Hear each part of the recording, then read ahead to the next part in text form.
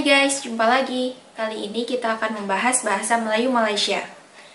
Kita akan menyimak materi pelajaran resmi yang diajarkan oleh Cikgu di Malaysia mengenai pola serapan bahasa Melayu. Dari sini kita menjadi tahu bahwa bahasa Melayu Malaysia sebenarnya palsu atau tidak tepat dinamakan bahasa Melayu. Lebih tepat jika disebut bahasa Malaysia. Bahasa Melayu Malaysia jelas tidak murni lagi karena banyak sekali menyerap kosakata asing. Kosakata serapannya pun banyak mengambil dari bahasa Indonesia. Yuk kita simak video berikut ini. Mula dengan Austris, kemudian pergi kepada rumpun Austronesia Barat, kemudian keluarga Nusantara, subkeluarga Sumatera.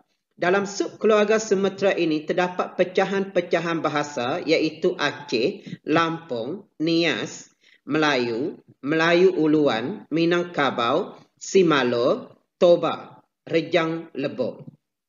Baik. Di dalam kumpulan ini terdapatlah bahasa Melayu yang kita pelajari atau yang menjadi bahasa pertuturan di Malaysia, Indonesia, Brunei Darussalam, iaitu bahasa Melayu.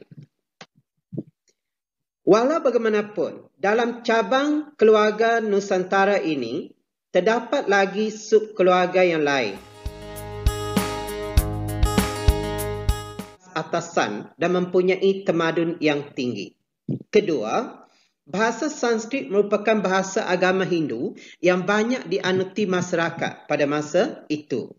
Kemudian yang ketiga, bahasa Melayu kuno kekurangan kosakata mengungkapkan sesuatu konsep baharu.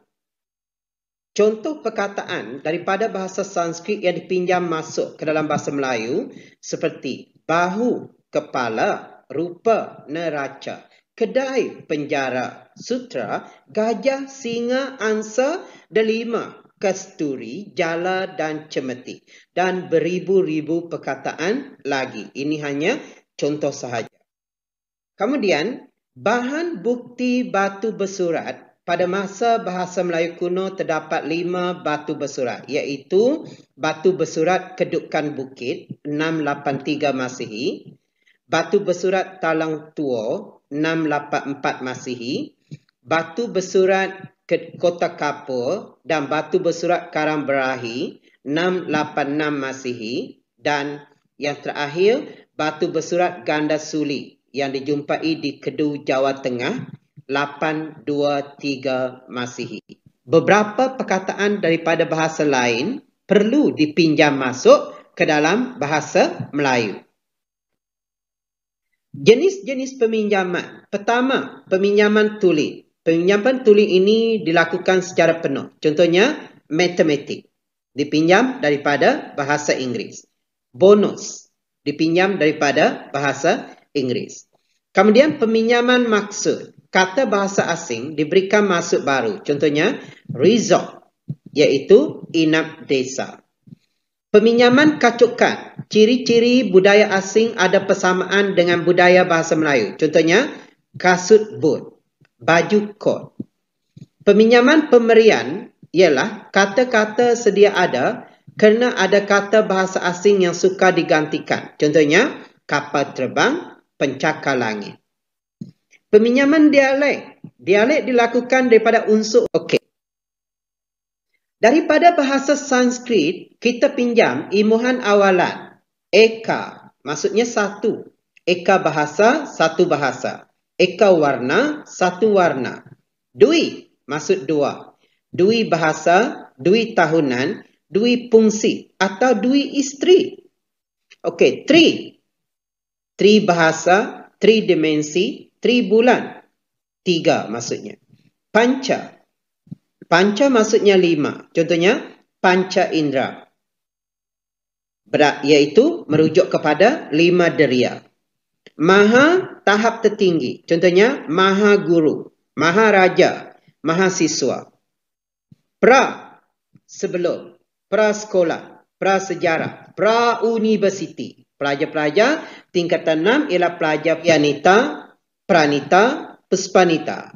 Semuanya merujuk kepada wanita.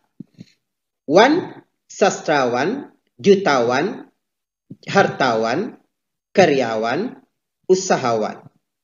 Orang selalu kata, guru bukanlah jutawan di dunia. Tetapi guru merupakan jutawan akhirat. Daftar takrif. G atau GH. Saudagar seluar teraju zaman. Begitulah guys, Cikgu Malaysia tadi jelas mengatakan bahwa bahasa Melayu berasal dari subkeluarga Sumatera. Artinya bahasa Melayu berasal dari Sumatera. Bahasa Melayu bukanlah milik Malaysia. Selain itu, bahasa Melayu juga sudah bercampur dengan bahasa Sanskerta. Selanjutnya, kita simak penjelasan Cikgu bahwa bahasa Melayu Malaysia banyak menyerap kosakata dari bahasa Indonesia. Yuk kita lihat ya. Okey, bahasa-bahasa Indonesia, antara kosakata dipinjam daripada 4 bahasa ini, iaitu bahasa Jawa, bahasa Sunda, bahasa Banjar, bahasa Minangkabau.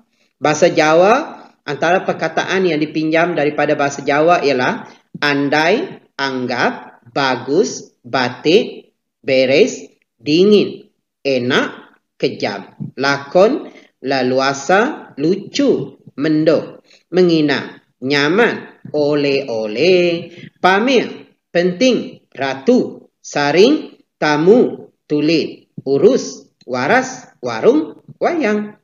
Okey, bahasa Sunda, akang, balong, dodo, molo, pincut, tahapan, timburu. Bahasa Banjar, bini, bisa, belah, cangkir, cibok, kena, ketulahan. Okey, bahasa Minangkabau, acak, bangga, bancak, gerai, kacang, mumuk, pondek, rombing, satir, toboh, udar. Bahasa Cina, kosakata yang dipinjam seperti kuntau. Kuntau ialah silat. Pongkes, amoy, apek, lobak, tuala, kemeja, sepatu, armada, palsu, tinta, jendela, beranda, bomba. Bahasa Belanda, korupsi, whistle, komentar, ongkos, laci, kursus, kamar, pabrik, permisi pak, permisi, rokok, bakoni, duit, dansa, pam dan senapang.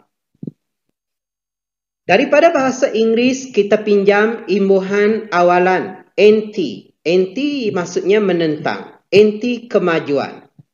Anti Amerika. Imbuhan anti ini, kalau bersama dengan kata nama khas, mesti ada tanda sempang. Kalau tidak, dengan kata nama am, semua mesti diijab bercantum.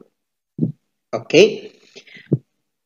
Auto maksudnya bergerak sendiri. Contohnya, automatic. Kereta, automatik, automobil. Okey, makro maksudnya besar atau banyak. Makroekonomi. Begitulah guys penjelasan Cikgu. Artinya bahasa Melayu Malaysia tidaklah murni. Sebenarnya lebih tepat disebut bahasa Malaysia bukan bahasa Melayu. Adapun bahasa Melayu yang relatif masih murni adalah bahasa Melayu sebagai bahasa daerah di Indonesia. Dalam hal ini penamaan bahasa Indonesia jauh lebih bijak. Malaysia ngotot menamakan bahasanya adalah bahasa Melayu, padahal sudah tidak murni Melayu lagi. Terima kasih sudah menonton sajian kami, sampai jumpa lagi.